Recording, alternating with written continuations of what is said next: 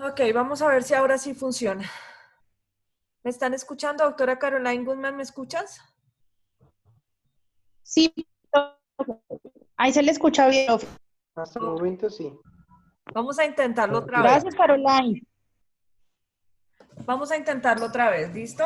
Entonces, frente a la pregunta que nos hacía la doctora Linda, en cuanto a cuándo se considera que las personas dejan de creerse obligadas o cuándo empiezan a responder, en principio debemos manifestar que el hecho de que una persona sea incorporada a la fuerza, que sea obligada o reclutada a la fuerza para ser parte de un grupo al margen de la ley, no puede de una u otra manera asumirse que voluntariamente está cometiendo los delitos. ¿Por qué razón? Porque de hecho es una causal de ausencia de responsabilidad. Es claro que nosotros debemos tener presente que dentro del sistema penal para adolescentes, desde los 12 años se empieza a responder penalmente. Pero una cosa es desde cuándo se empieza a responder penalmente y otra cosa es que por el hecho de cumplir 12 años se me puedan achacar a mí los delitos de una estructura criminal que me está obligando a ser parte de ella. Entonces, eso es una causal de ausencia de responsabilidad.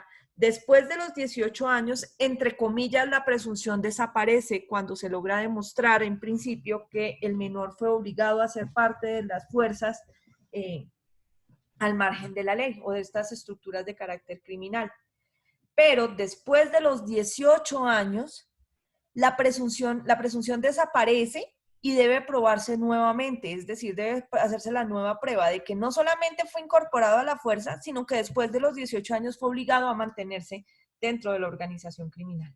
Si lo logra demostrar, estará estableciéndose entonces una causal de ausencia de responsabilidad y con esa situación habría exoneración de responsabilidad, que es parte de lo que vamos a empezar a ver en este momento con las causales de ausencia de responsabilidad. ¿Me escucharon? Perfecto. Sí, señora. Maravilloso. ¿Alguna otra duda, doctores? Frente a este tema específico de la coautoría en las estructuras organizadas de poder. Listo. Entonces, avancemos. Ahora, frente a las causales de ausencia de responsabilidad, vamos a ver si ahora sí no se nos entrecorta ya que estamos compartiendo pantalla. Frente a las causales de ausencia de responsabilidad, nosotros hemos hecho un análisis somero de las mismas desde la semana pasada. En este momento vamos a entrar a revisarlas con un poco más de detenimiento para ver cómo las causales de ausencia de responsabilidad pueden llegar eventualmente a excluir no solamente la responsabilidad entendida como parte integrante de la culpabilidad, sino que pueden llegar a afectar o a excluir la tipicidad o la antijuridicidad. ¿Listo? Ahora, espérenme un segundito, que no sé si están ahí escuchándome. ¿Están oyendo, doctores? Sí, profe, se escucha bien. Sí, profe. Perfecto, maravilloso. Listo. Entonces, frente a las causales de ausencia de responsabilidad que se encuentran en el artículo 32, encontramos muchas. Vamos a empezar a analizarlas una por una. La primera es la que señala que en los eventos de caso fortuito y fuerza mayor no habrá lugar a responsabilidad penal. Nosotros necesitamos aprender a diferenciar el caso fortuito y la fuerza mayor. ¿Por qué? Porque a nosotros desde los inicios de la carrera en civil nos enseñaron que el caso fortuito y la fuerza mayor se diferenciaban en que la fuerza mayor venía de un hecho de la naturaleza, mientras que el caso fortuito dependía de una circunstancia atribuible al hombre. Eso no es del todo cierto. Vamos entonces a analizar cómo es que funcionan actualmente las causales de fuerza mayor y caso fortuito. Tanto en la fuerza mayor como en el caso fortuito, se debe tener en cuenta las circunstancias de la imprevisibilidad, las colocamos a este ladito para que nos quede más fácil. Imprevisibilidad, irresistibilidad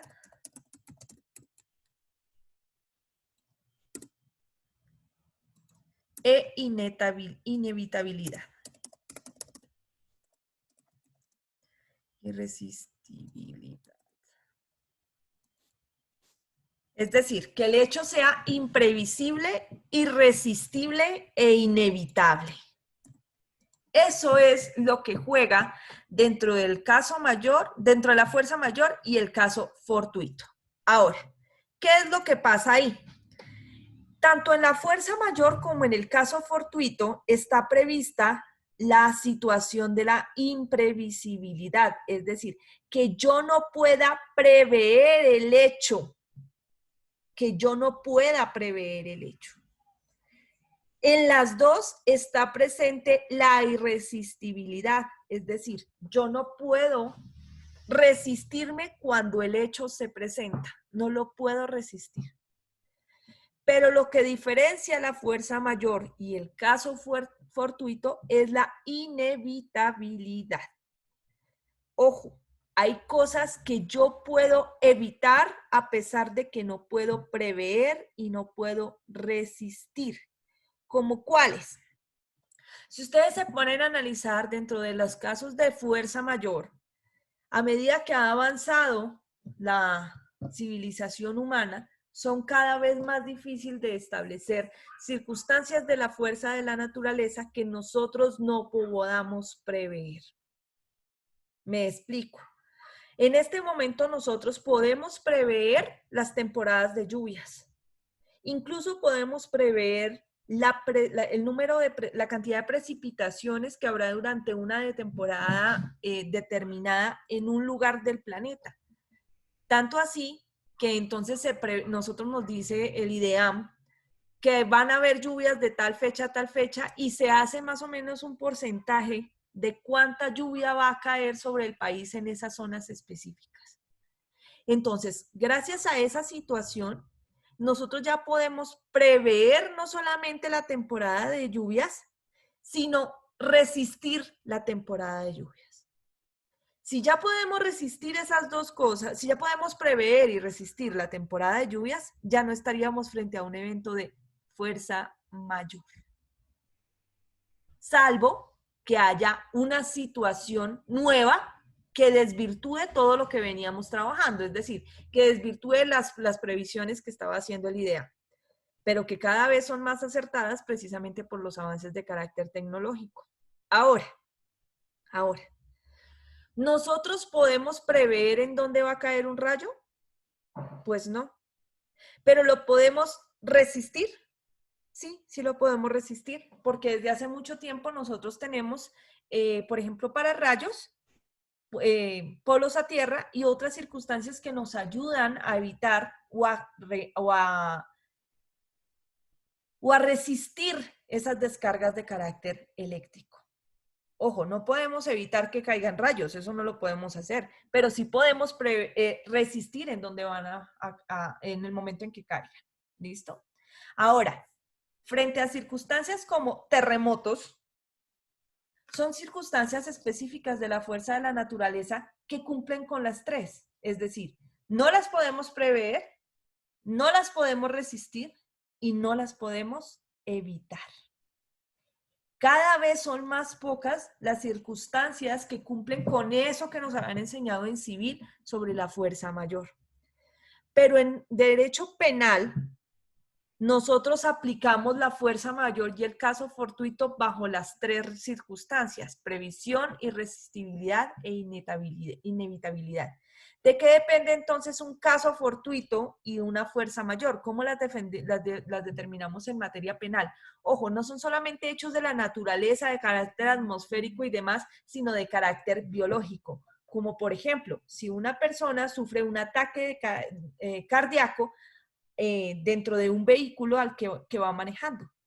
No se va a tomar como caso fortuito, sino como fuerza mayor, porque es un hecho de carácter biológico. Ah, pero es que le era previsible. No siempre le es previsible a las personas el momento, que pueden tener un ataque cardíaco. Hay personas que tienen historiales médicos que dicen usted está propenso a ataques de carácter cardíaco, usted está propenso a que en cualquier momento usted pueda sufrir un infarto. Pero una cosa es que es previsible y otra cosa es que es irresistible o inevitable. Entonces, bajo esas circunstancias, eventualmente, si una persona sufre un ataque de carácter cardíaco a bordo de un vehículo que va manejando y causa daños, es posible que la persona se encuentre ante un evento de fuerza mayor.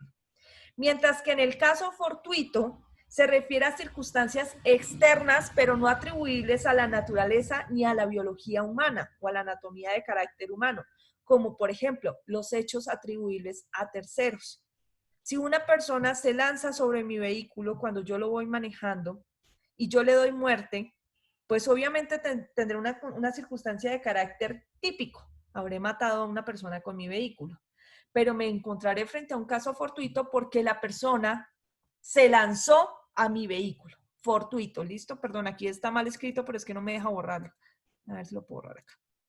Listo. Estaré frente a un evento de caso fortuito, entre otras circunstancias que pueden llegar a ocurrir. Entonces, es muy importante determinar que tanto la fuerza mayor como el caso fortuito son analizadas en cada caso en concreto para determinar cómo actuó la teoría de la irresistibilidad, de imprevisibilidad e inevitabilidad dentro de esa circunstancia específica o dentro de ese caso específico. ¿Preguntas hasta ahí, doctores? ¿Ninguna? Maravilloso. ¿Listo? Entonces, ojo, estas tres son importantísimas para determinar o analizar fuerza mayor, caso fortuito, que son imprevisión, irresistibilidad e inevitabilidad. Listo. Esa frente a la primera causal. Ahora, frente a la siguiente, que dice que se actúe, aquí, ya, no sé qué no están viendo bien ya aquí. Que se actúe con el consentimiento válidamente emitido por parte del titular del bien jurídico en los casos en que se puede disponer del mismo. Esta circunstancia hace referencia a momentos en donde usted puede disponer de los bienes jurídicamente tutelados. Usted como persona tiene unos derechos y a la vez puede llegar a ser titular de unos bienes jurídicos, como cuáles, como la libertad e integridad personal, la libertad y formación sexuales, su vida e integridad personal y a su vez incluso su patrimonio económico. Usted puede disponer válidamente de esos bienes. Es su decisión cómo lo hace. Entonces, si por ejemplo yo voy y me voy a un sitio a que me perforen los oídos o que me hagan un piercing, en teoría me están causando una lesión, ¿no es cierto? Y de carácter permanente. Pero como ellos actúan con el consentimiento válidamente emitido por parte del titular del bien, o sea, de mí, yo doy mi consentimiento para que me lo realicen, no puede haber una investigación y mucho menos una sanción de carácter penal por esa lesión. Igualmente ocurre en los casos en que debemos diferenciar entre la circunstancia de morir dignamente, de terminar con la vida de una persona de manera digna, y otra cosa, que es la llamada eutanasia, que está permitida en el país, y otra cosa es la eugenesia y eventualmente el homicidio por piedad. El homicidio por piedad está regulado y sancionado en el Código Penal colombiano, mientras que la eugenesia, si bien no está regulada como conducta punible en el país, se puede llegar a sancionar de otras maneras, como por ejemplo con el tipo penal de repetitividad del ser humano, que se encuentra precisamente señalado en el Código Penal dentro de los delitos contra la vida e integridad personal. Mientras que la eutanasia está reglada y está permitida en el país sin que haya lugar a sanción penal, siempre y cuando se establezca que la persona ha dado su consentimiento y que este consentimiento es válido. Cuando las personas dan su autorización para que se les aplique una eutanasia, lo primero que se hace es determinar cuál es su estado mental para saber si están en disposición de disponer de ese título, de ese bien jurídicamente tutelado o no. Si no están en disposición, eventualmente quien practique esa muerte podrá responder por homicidio por piedad, que es un tipo penal autónomo. ¿Tienen dudas hasta ahí, doctores? Listo. Voy a compartirles aquí una pantallita pequeña frente a... Espérenme a ver si la encuentro. Profe, Dime, doctor Pablo Emilio, mientras tanto. esa autorización debe estar avalada por el médico tratante igualmente por medicina legal, ¿sí? No necesariamente porque, por ejemplo, tú puedes disponer desde ya de tu vida sin estar enfermo. Entonces no tendría por qué hacerlo tu médico tratante, sino que simplemente es una salvedad que se hace ante una notaría en donde tú dispones tu derecho a morir dignamente, cosa que si a ti te llega a pasar algo, una enfermedad terminal o una enfermedad catastrófica que implique que ya no te vas a recuperar, tú puedas disponer que no se te resucite o que no se te haga ninguna clase de ayuda para mantenerte con vida si estás en estado Ya. vegetativo. Otra cosa también que Bueno. puedes hacer es disponer del derecho a donar eventualmente órganos. Los órganos, sí. Los órganos que también implican una disposición tuya como parte de la titularidad del bien jurídicamente tutelado. ¿Listo? Si ya estás en un momento en donde ya estás en la enfermedad y dices, no quiero seguir viviendo así, yo ya no tengo posibilidades reales de seguir viviendo, ahí sí entra el concepto del médico tratante. ¿Listo? Ya. Igualmente, Bueno, gracias, profe. Listo, entonces vamos aquí a compartir. Ahora sí, a ver si ya abrió. Que quiero mostrarles una situación. ¿Dónde están? ¿Qué se me hicieron? Acá están. Listo. Quiero mostrarles precisamente frente a esto que estamos hablando, una diferencia fundamental que existe entre el homicidio por piedad y el homicidio y la eutanasia. ¿Listo? ¿Están viendo el video, doctores? ¿Están viendo la diapositiva? Sí, señora, profe. Listo, maravilloso. En el homicidio por piedad, que está contenido en el artículo 106 del Código Penal, se dice que es un tipo penal de carácter autónomo porque se diferencia del homicidio básico en que tiene un ingrediente normativo del tipo principal, y es que quien va a ser objeto del delito, es decir, el sujeto pasivo de la conducta, está sufriendo intensamente como consecuencia de lesiones corporales o enfermedades graves e incurables. Este mismo ingrediente normativo del tipo es lo que permite que se practique una eutanasia. Entonces, ¿cuál es la diferencia entre la eutanasia y el homicidio por piedad? Pues que en la eutanasia el sujeto pasivo da su consentimiento, mientras que en el homicidio por piedad no existe ese consentimiento, sino que la persona está sufriendo y un tercero decide ponerle fin a su sufrimiento matándolo. Responde penalmente. Miren la pena, de 16 a 54 meses. Obviamente es una pena mucho más baja. Y se tendrá que demostrar que la persona estaba sufriendo de esa manera y etcétera, etcétera, pero va a responder penalmente. Mientras que si el sujeto pasivo da su consentimiento, estamos frente a una causal eximente de responsabilidad, que es la del numeral 2 que estábamos hablando hace un momento, y que se refiere precisamente al actuar bajo el consentimiento o con la autorización del titular del bien jurídicamente tutelado. ¿Listo? ¿Mucho más claro? Vamos entonces con la tercera causal. Se obra en estricto cumplimiento de un deber legal. Listo. Este lo vamos a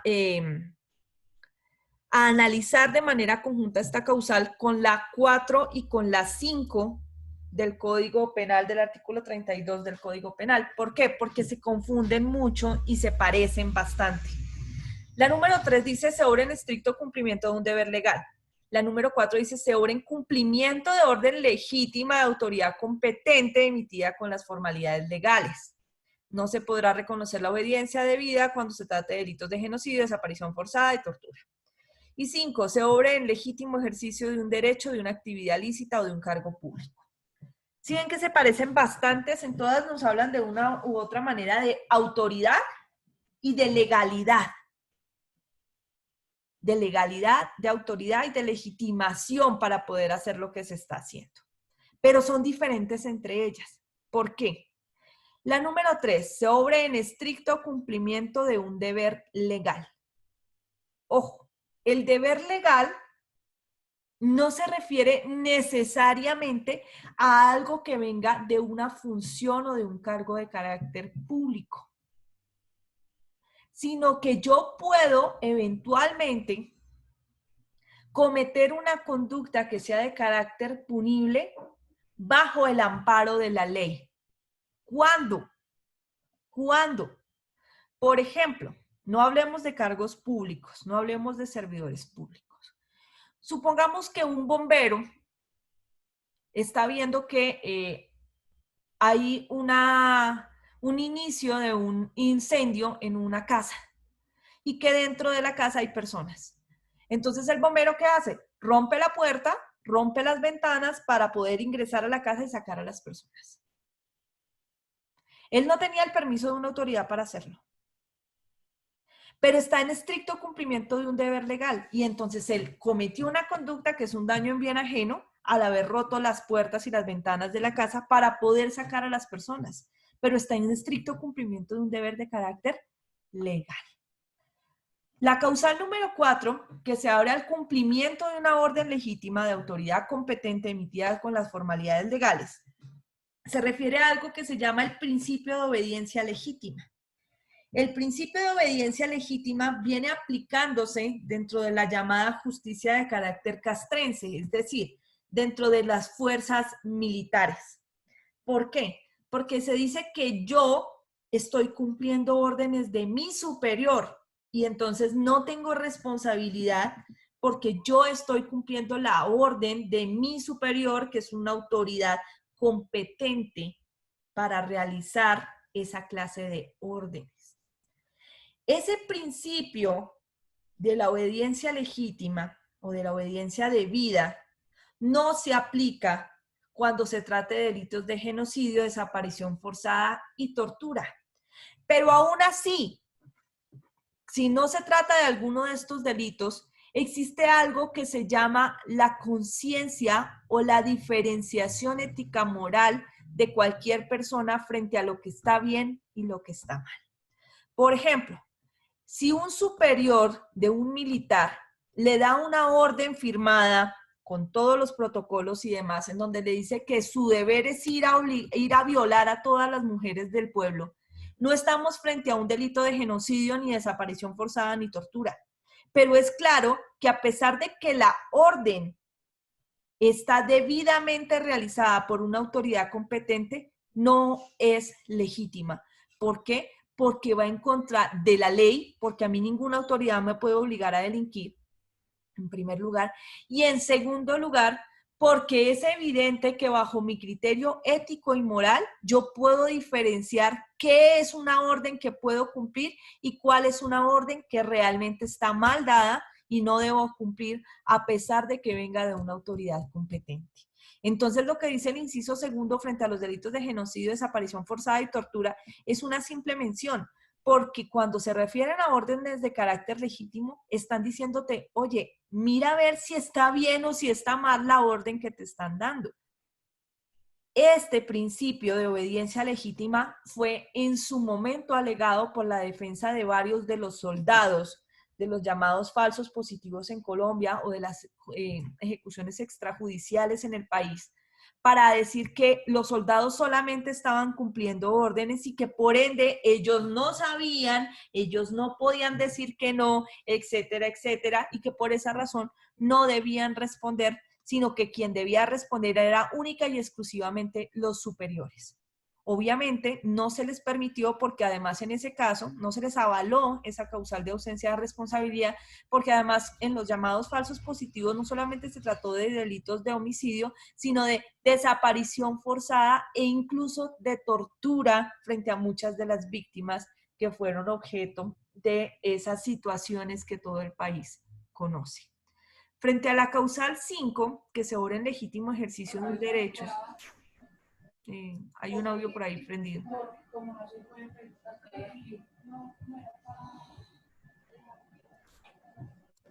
Ya. Frente a la causal 5, que se obra en estricto cumplimiento, en ejercicio legítimo ejercicio de un derecho, de una actividad lícita o de un cargo público, ya tiene más que ver con las características de las funciones emitidas a cada cargo. De las funciones emitidas a cada cargo. ¿Qué puedo y qué no puedo hacer dentro de mi cargo? Si yo estoy desempeñando una actividad lícita o ilícita, así no tenga que ver con un cargo. O si estoy ejerciendo un derecho o no. ¿Listo? Miren que como todas esas causales, cuando ya las vemos en concreto, se diferencian bastante. Se diferencian muchísimo. Entonces es importante no confundir las causales porque cada una está tratando de una situación completamente diferente. ¿Dudas hasta ahí, doctores? Listo. Entonces hagamos un ejercicio.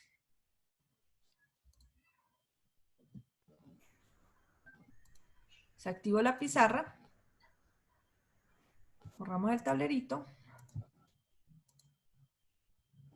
Y les pongo el siguiente caso. El día de hoy en la ciudad de Bogotá, el CTI hace presencia en su casa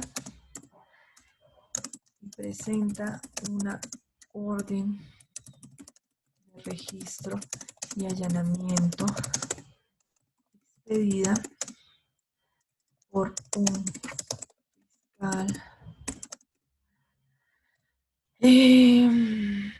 fiscal.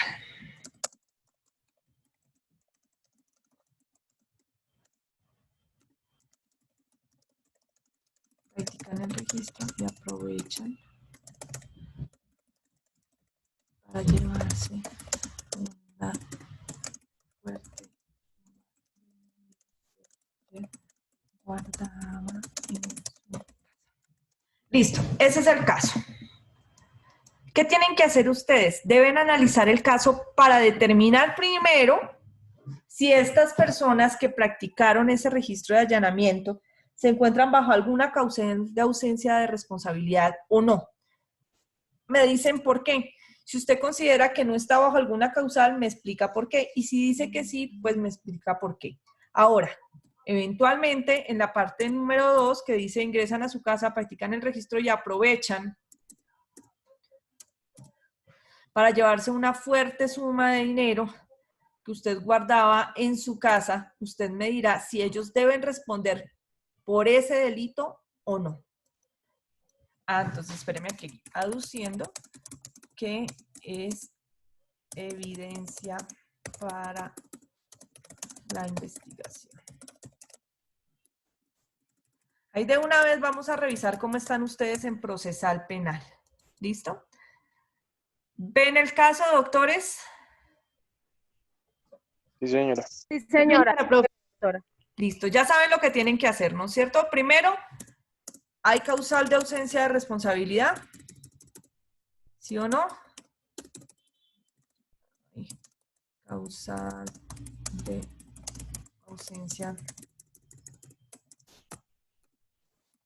Y me dirán cuál, ¿no? Sí. Si después de eso usted me dice que no hay causal de ausencia de responsabilidad, me debe decir si deben responder o no por algún delito o delitos y en tal caso, ¿por cuál?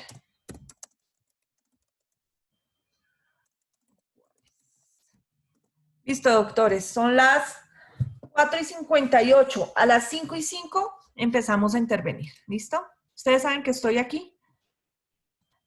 Les dejo abierto el tablero para que puedan ver el caso. No deben entregar nada, solamente vamos a participar. Ya confiando en Dios, desde mañana empiezan los ejercicios de muerte súbita con exoneración.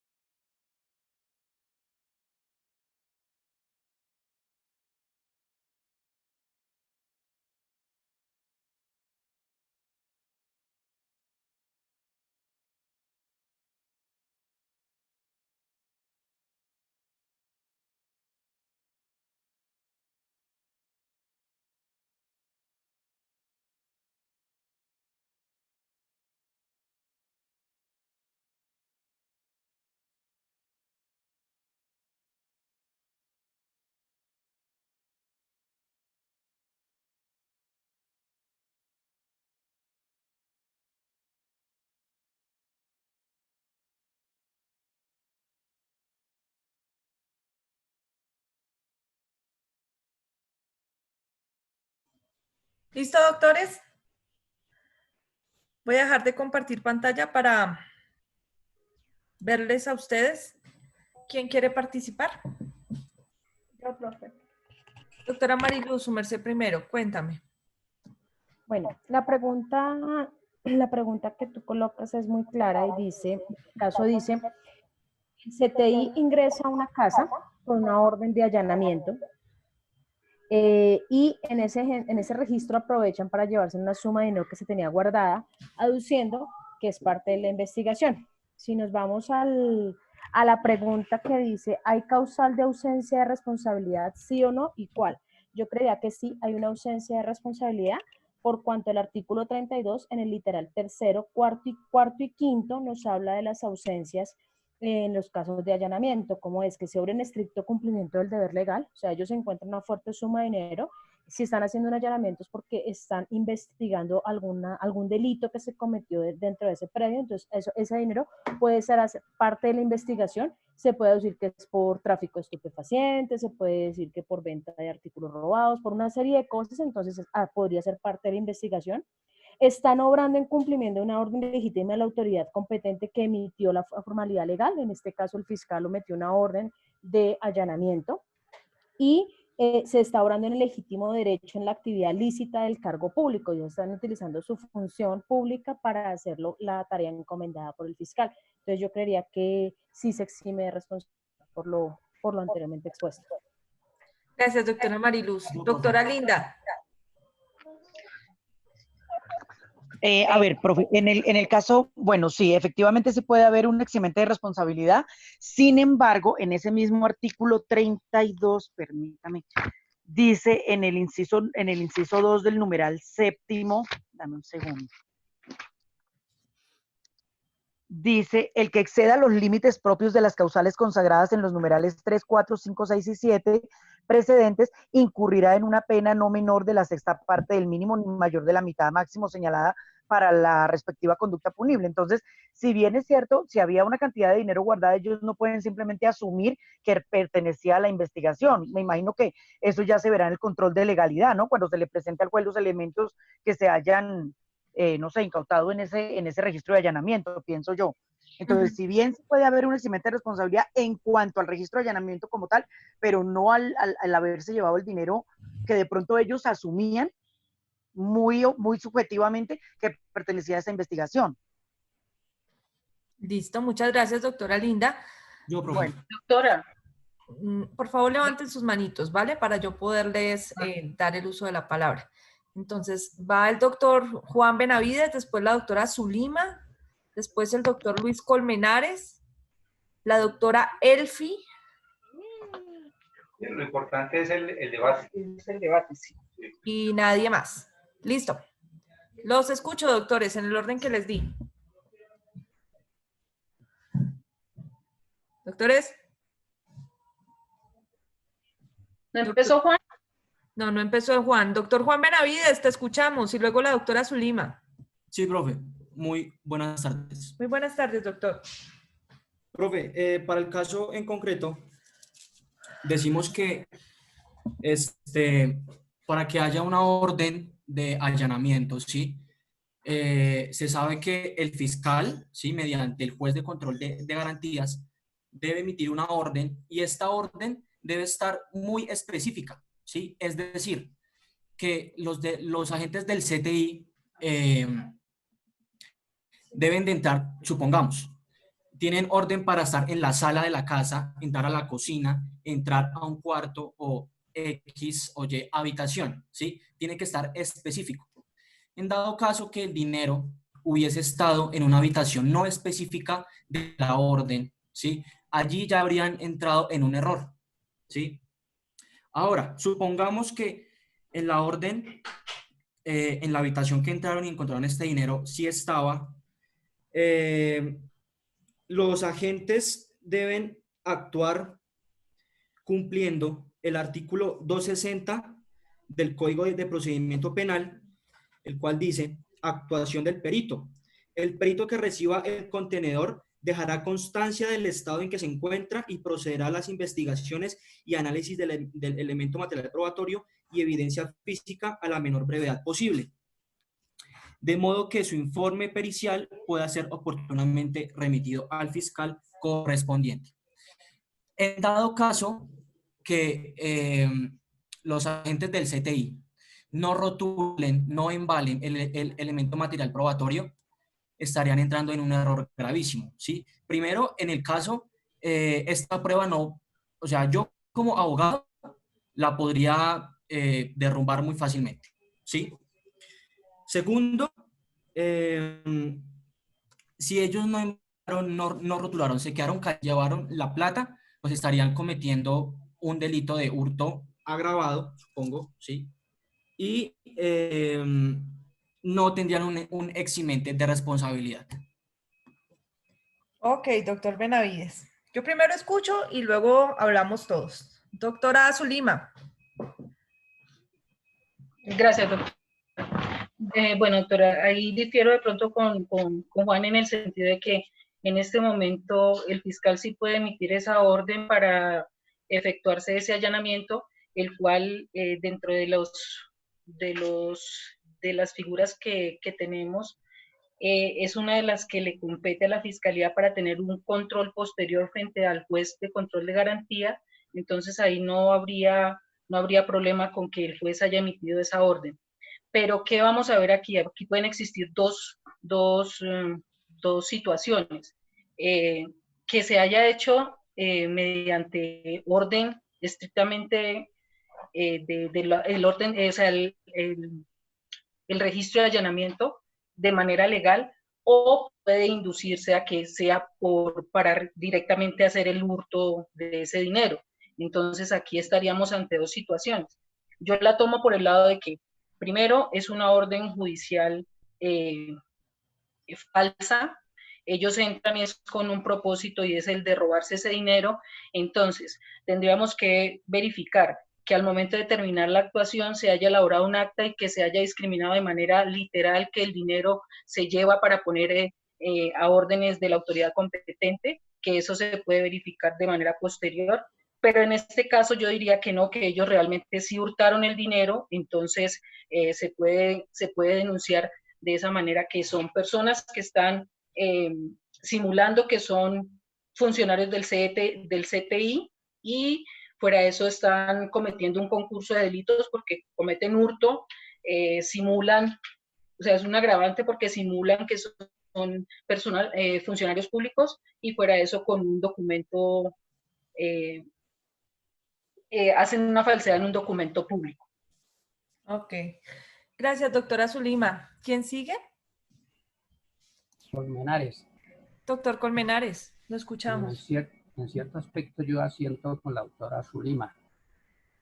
Y yo diría que hay falta con mi información, ¿no? Si bien es cierto que la Fiscalía tiene atribuciones para expedir esta orden de arresto y allanamiento con el control posterior, lo que yo veo, la anomalía que yo veo es que los funcionarios del CTI, siendo profesionales, conocedores del procedimiento de policía judicial, ahí no en ningún momento se dice que elaboraron la respectiva acta, que incautaron el dinero, que lo embalaron. O sea, no se narra que hubo una cadena de custodia en este aspecto. Entonces, puede ser que, bueno, que sean realmente funcionarios del CTI, pero la intención que yo veo es otra, porque no hacen el procedimiento, no se narra el procedimiento de hacer la respectiva acta para observar la cadena de custodia, y habría que mirar qué procedimientos serían, porque si es de pronto, supongamos que un expendio de alucinógenos, sí, podría de pronto dejarla como elemento material de prueba, pero habría que ir más allá. O sea, para mí me falta como más información en este ejercicio, doctor. Muchas gracias, doctor. ¿Quién sigue?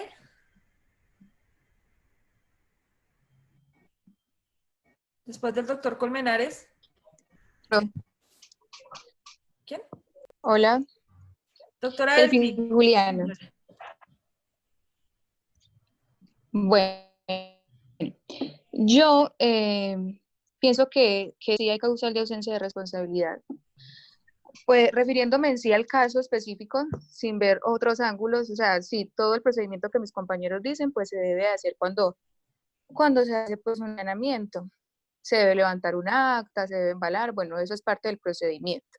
Pero en este caso ellos sí tienen la facultad de recolectar todo el material probatorio que encuentren y si encontraron dinero, pues llévenselo. Igual la autorización de ingreso es a la casa, o sea, no, no es por a la sala ni al baño, no, o sea, es a la casa en sí, tiene unos linderos y unas delimitaciones, bueno, y es a la casa, lo que hace parte de la casa, en el que se puede encontrar, sea en el baño, en el patio, debajo de un árbol, si se encuentra dentro de la casa, pues sí es válido pues, tomarlo como evidencia. Otra cosa es que no solamente puede ser dinero, pueden ser joyas. Entonces, hasta donde yo tengo entendido, todo lo que ellos puedan recolectar como evidencia, por ejemplo, si usted tiene joyas, pero las tiene, digamos, puestas, o sea, ellos también se lo podrían llevar. Ejemplo, si usted tiene dinero, el dinero lo tiene en sus bolsillos y las joyas usted las tiene puestas, pues ellos no le van a quitar ni el dinero que tienen los bolsillos ni las joyas que tiene. Pero si encuentran joyas y dinero escondido en algún otro lado, deben tomar como material probatorio.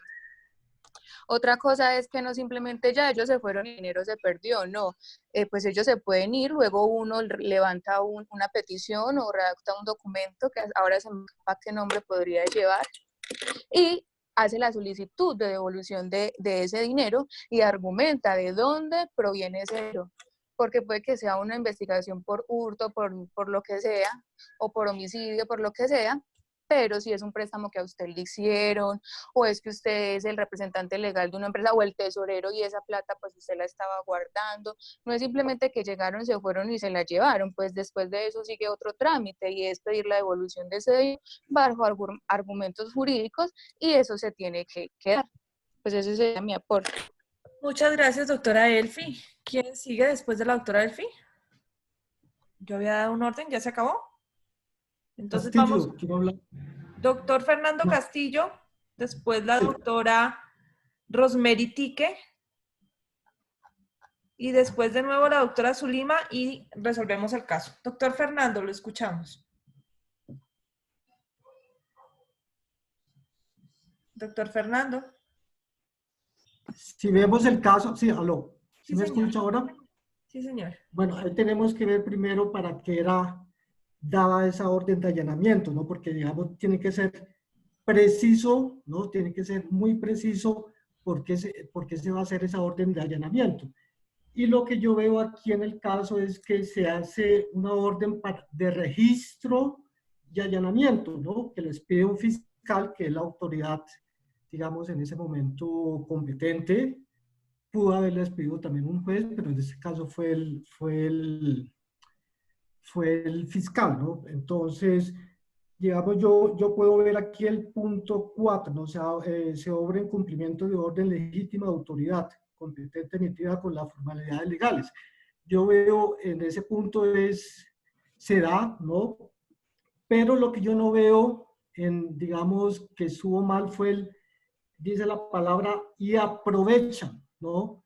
O sea, que no lo hacen con el debido proceso. O sea, se aprovechan y toman ese dinero de una forma irregular, ¿no? Toman el dinero de esa forma irregular. Por un lado, sí se hizo, digamos, fue emitida una orden legal de allanamiento y registro, pero en el transcurso, digamos, cuando se hizo ese allanamiento, se hizo en indebida forma. Pues es lo que yo puedo aportar aquí. Gracias, doctor Fernando, muy amable. ¿Quién sigue? Yo dije una doctora antes de la doctora Zulima, no recuerdo. La doctora Mary, Rosemary. profe. Buenas tardes, profe. Buenas tardes, doctora. Yo veo que si hay responsabilidad, si hay ausencia de la responsabilidad, porque según las reglas de la orden de allanamiento que se haya efectuado, se dice que dependiendo del acta que se levante en la diligencia, y es la que nos dará la indicación expresa de si hay o no la ausencia de responsabilidad, porque en ese acta deben quedar consignados todos aquellos lugares que se haya verificado en el allanamiento. Además, se debe hacer debidamente y en un estricto orden la anotación por parte del fiscal a qué se presume llegar con el allanamiento. Es en este caso, la evidencia del dinero se puede formalizar como una medida que se está actuando en flagrancia en ese momento en caso de que la orden de allanamiento haya sido efectuada por hurto calificado o simplemente hurto.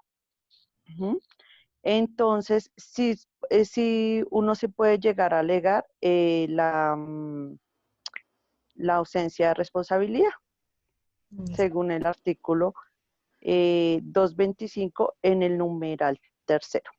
225. Para mí. Causal de ausencia de responsabilidad en el 225. Bueno, sí, señora, profe. Ok. Doctora Zulima. Sí, señora. Donde dice reglas de la orden de allanamiento y registro de allanamiento.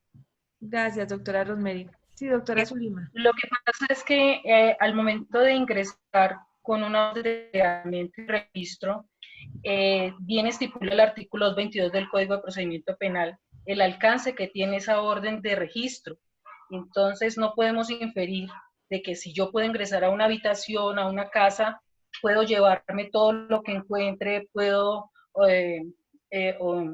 pues sustraer cualquier elemento a sabiendas de que precisamente el registro debe identificar el lugar exacto que se va a registrar y los elementos que se deben sustraer. Igualmente, sí se debe registrar en un acta como tal, pero el acta de allanamiento no le permite a usted ingresar a cualquier vivienda y sustraer cualquier elemento, ni joyas, ni dinero, ni nada, porque ella debe llevar un objetivo específico. Si es por narcotráfico, la búsqueda de sustancias, armas, y ya si se especifica lo del dinero, debe estar clarificado. O sea, la orden de allanamiento no me da carta abierta para yo entrar y sustraer cualquier elemento.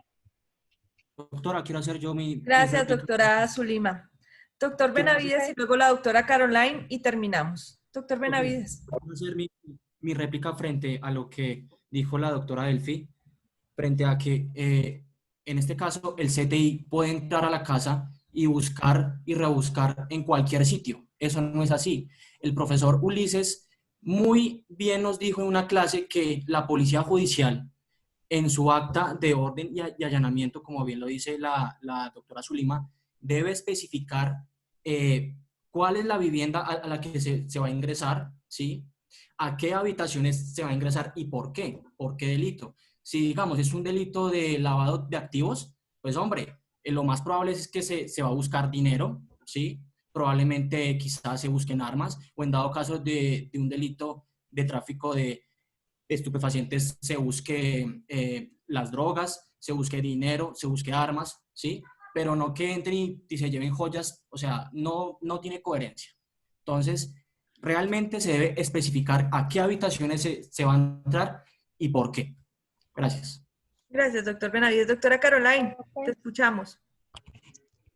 Profe. Bueno, yo quería como hacer una aclaración. Yo estoy mirando pues el Código de Procedimiento para Registros y Allanamientos de la Fiscalía. Entonces, pues con el allanamiento no solo entramos a identificar elemento material probatorio, sino también a una posible captura.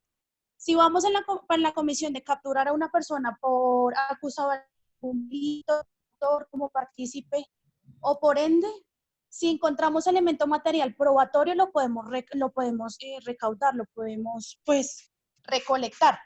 Si la orden limita el registro a lugares autorizados, se pueden allanar nuevos elementos materiales probatorios relacionados con la comisión de los delitos, investigados que lo justifiquen, y por ende se podrá extender a otros lugares. Esto va en el informe que debe presentar la Policía Judicial después del allanamiento. Gracias, doctora Caroline. Listo, vamos a resolver el caso. ¿Listo? Yo sé que muchos quieren participar, pero tenemos que resolver el caso porque hay que avanzar. Listo. En principio hay que tener en claro que el caso se refería a dos preguntas muy específicas. La primera, si había causal de ausencia de responsabilidad, sí o no. Y si usted consideraba que no había causal de ausencia de responsabilidad, ¿por qué delito o delitos debían responder los miembros del CTI? Es importante tener en cuenta la forma como está el caso redactado. Nos dice, el día de hoy en la ciudad de Bogotá, el CTI hace presencia en su casa, en la suya, y presenta una orden de registro de allanamiento expedida por un fiscal. Hasta ahí no hay problema. Ingresan a su casa, practican el registro y aprovechan para llevarse una fuerte suma de dinero que usted guardaba en su casa, aduciendo que es evidencia para la investigación. Ojo, si se tratara de un procedimiento legal, la palabra que hubiésemos utilizado sería incautan una suma de dinero, ¿listo? Eso bajo la literalidad de la norma, entonces implicaría, de la norma no, sino del caso, implicaría que el hecho de aprovecharse y no de incautar ya implica una situación anómala. Y si bien es cierto, ellos tienen un permiso para ingresar a la casa, tampoco es que tengan permiso para llevarse todo lo que está en la casa. Eso no es así. Ahora, si pasamos por alto eso, ya podríamos entonces entrar a hilar otra serie de circunstancias, como, bueno, y si lo ponen a disposición del fiscal y lo relacionan dentro de los elementos incautados, pues, ¿cuál es el problema? Si tiene que ver con el hecho, pues quedará realmente incautado y será legalizado dentro de las 24 horas como los resultados del registro de allanamiento por parte del juez de control de garantías. Pero, si no es incautado o si no es puesto a disposición, pues entonces la persona estará hablando de una posible comisión de un hurto. Si se coloca a disposición y no tiene nada que ver con el objeto del allanamiento, pues estaremos hablando de una expectativa razonable de intimidad, que es a la que hace referencia el artículo 233 o 235 del Código de Procedimiento Penal. Son 200, ya les digo que me dejo de compartir pantalla acá para poder buscar más fácil. Es el artículo 225, 230 del Código de Procedimiento Penal, que nos dice de la numeral 2, del 230, gracias. No exista una expectativa razonable de intimidad que justifique el requisito de la orden. En esa eventualidad se considerará que no existe una dicha expectativa cuando el objeto se encuentra en campo abierto, a plena vista o cuando se encuentra abandonado. Nos dicen que usted tenía el dinero guardado en la casa. No nos dicen cómo lo tenía guardado ni nada de estas circunstancias. Es decir, el caso se presta para tantas interpretaciones que es difícil establecer si hay causal de ausencia de responsabilidad o no. Si actuaron dentro del procedimiento legal, es decir, si ellos tenían la facultad para incautar y la incautación tenía que ver con el delito, pues podríamos decir que sí. Que habría causal de ausencia de responsabilidad, están en estricto cumplimiento de un deber legal, están bajo una orden legalmente expedida y no habría ningún problema. Pero si ellos no colocan eso a disposición del juez, del fiscal ni de nadie, pues estaríamos hablando posiblemente o muy posiblemente de un hurto agravado por la confianza. Frente a lo que nos decía el doctor Juan Benavides, que fue como parte de lo que muchos de ustedes tomaron del caso, y es de si la fiscalía puede entrar o no puede entrar y que puede analizar. Lo que dice el doctor Juan Benavides está estrictamente relacionado con lo que dice la norma y dice que de ser posible se especificará a qué partes del inmueble deberá ingresar. Pero es que no siempre se sabe qué hay dentro de un inmueble porque las labores de inspección y vigilancia que realiza el CTI o la policía o antes de expedir una orden de allanamiento y registro se refieren a un inmueble. Pero no les es posible entrar a determinar cuántas habitaciones hay, en qué baños, no sé qué, y si sé más. Entonces, lo que hace el fiscal es efectivamente delimitar los linderos del inmueble, identificarlo plenamente y decir si el registro de allanamiento se limita al primer piso, al segundo piso, a toda la casa o qué es lo que pasa. Porque entonces eso implicaría que, como dice el doctor Benavides, si fuera lo que él dijera, en el estricto sentido de qué habitaciones deben ser, pues el CTI tendría que entrar primero y hacer una topografía completa del inmueble por dentro para saber en qué parte sí y en qué parte no va a estar delimitado el registro. Ojo, no quiere decir entonces que puedan entrar a donde se les dé la gana. Ojo, por eso se delimita el bien y se dice es en el primer piso, es en el segundo piso, es el inmueble identificado con el siguiente número de de dirección, compuesto de tales, dicen los colores, dicen la cantidad de pisos que tiene, etcétera, etcétera, y ahí lo delimitan. Ahora, otra situación que es importante tener en cuenta es que hay muchas situaciones en donde la orden de la Fiscalía que va para registro de allanamiento dice que es posible llegar a incautar y hacer enunciación de elementos, evidencias, elementos materiales probatorios, evidencia de carácter físico relacionado con el caso. ¿Qué pasa cuando yo incauto algo que no tiene que ver con el caso? ¿Ustedes de casualidad conocen las reglas o las excepciones a las reglas de los allanamientos? ¿Conocen lo que es la fuente independiente, el descubrimiento inevitable? ¿Los conocen? Doctor. No, señora. Eso explica muchas cosas. El Por eso árbol es que es contaminado importante tiene esta clase de... Doctora, no, señora. Entonces, vamos a ver en qué consiste esa vaina de la fuente independiente, el descubrimiento inevitable, como excepciones a las reglas dentro de los registros y allanamientos. Entonces, primero, vamos a remitirnos al artículo, esperen que se me olvidó, lo estoy buscando acá. Vínculo atenado, fuente independiente y descubrimiento inevitable. Ese es el artículo, creo que es el 400 algo. Código de Procedimiento Penal. No es muy común que pase, pero pasa. Les pongo el siguiente caso que ha pasado en Colombia, y es que, por ejemplo, entra la Fiscalía, en este caso que pusimos del registro de allanamiento en su casa, entran porque consideran que allí están vendiendo estupefacientes. Entonces entran a hacer un registro de allanamiento.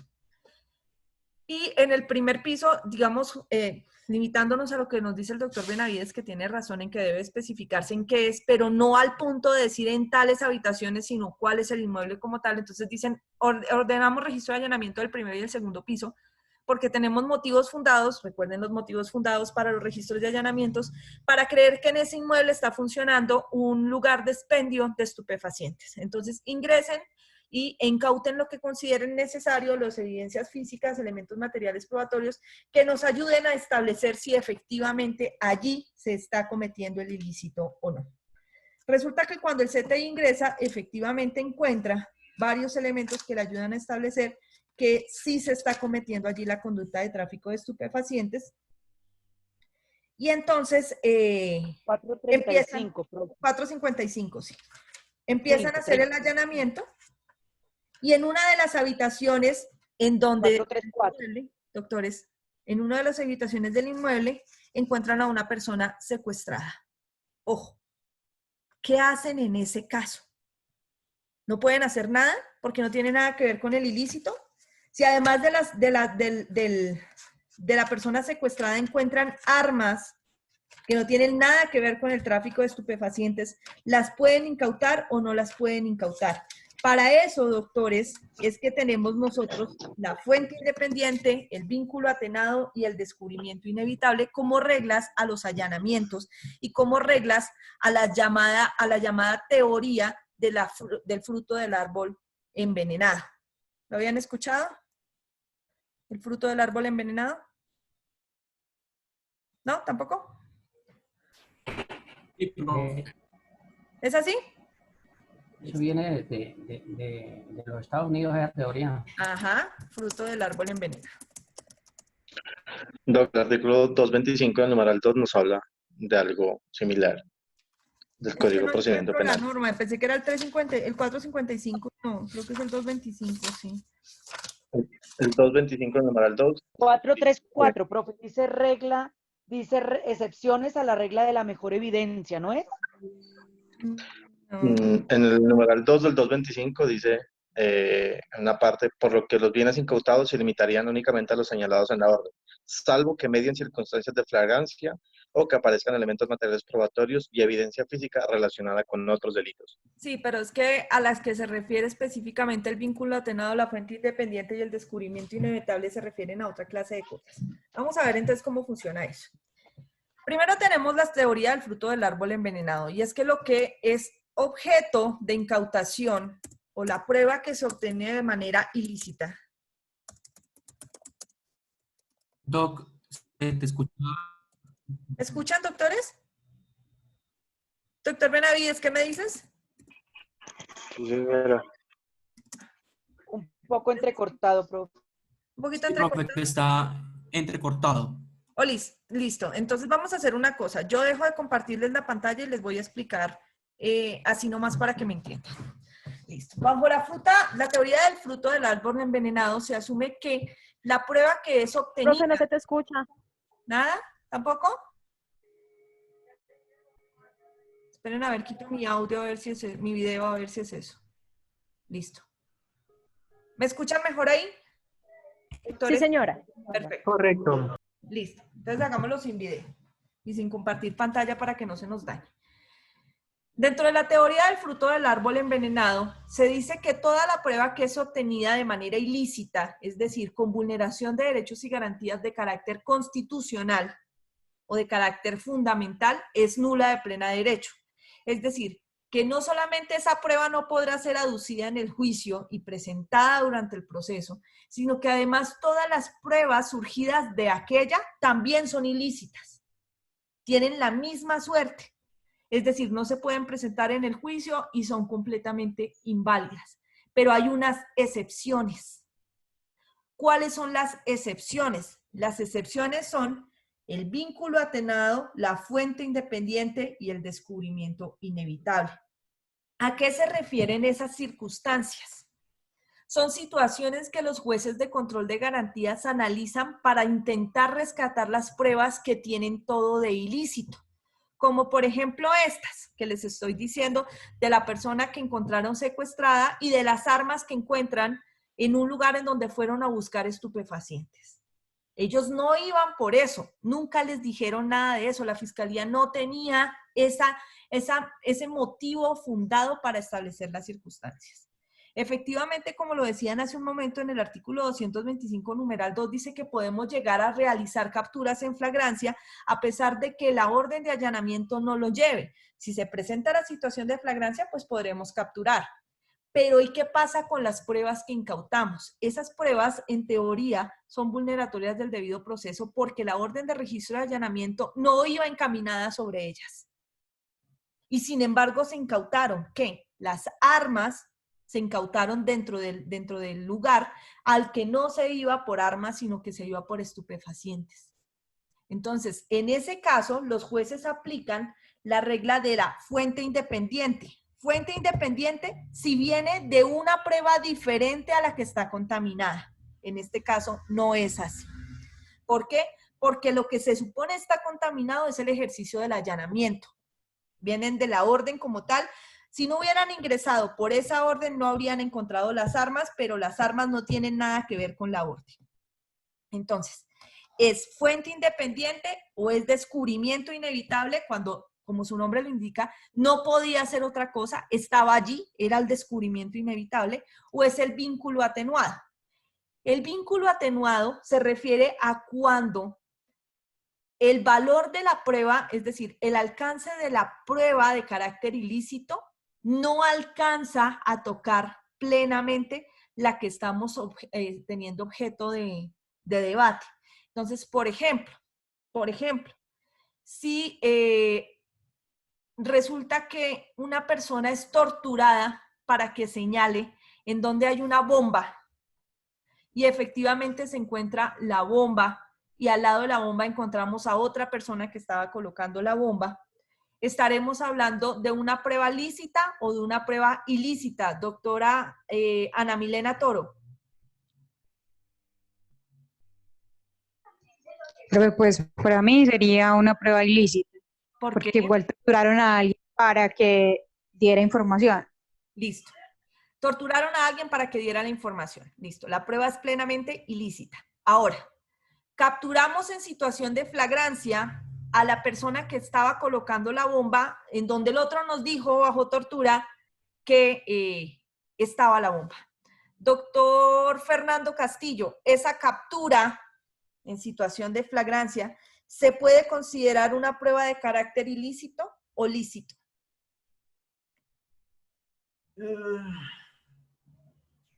O sea, depende, si digamos, si estaba, digamos, si ese dinero, digamos, está con el, digamos, hace parte del delito que se ha cometido, entonces podría ser lícito, ¿no? ¿Pero por qué? Si todo viene del mismo árbol envenenado, doctor. Y es que obtuvimos toda esa información con tortura. Ah, con tortura. Claro, porque es que torturamos a una persona para que nos dijera, y a raíz de que esa persona nos dijo, fuimos allá y encontramos al otro en situación de flagrancia. ¿La prueba es lícita o ilícita? Lo que pasa es que no se escucha muy bien. ¿No me escuchan? Doctora Adeline Castellanos, ¿me escuchas bien? Sí, perfectamente. Listo. Entonces, doctores, la pregunta es esa. ¿La prueba se puede salvar o no se puede salvar? Colmenares. Doctor Colmenares, dígame. No, señora. Bueno, en el caso, a ver, inicialmente dice que se tortura a una persona la cual mediante tortura dice que en X lugar le están colocando un explosivo, una bomba, ¿cierto? Un explosivo. Se llega allá donde está el sujeto que coge en flagrancia. Yo digo que sí, es legal porque lo cogen en flagrancia, es diferente al que torturaron para sacarle la información y el otro es el que está en flagrante delito colocando el explosivo. Ahí en este caso sí es lícito la captura del que está colocando el explosivo. Pero recuerdas, doctor, que bajo la teoría del fruto del árbol envenenado, todo lo que venga de la misma rama del árbol envenenado lo está.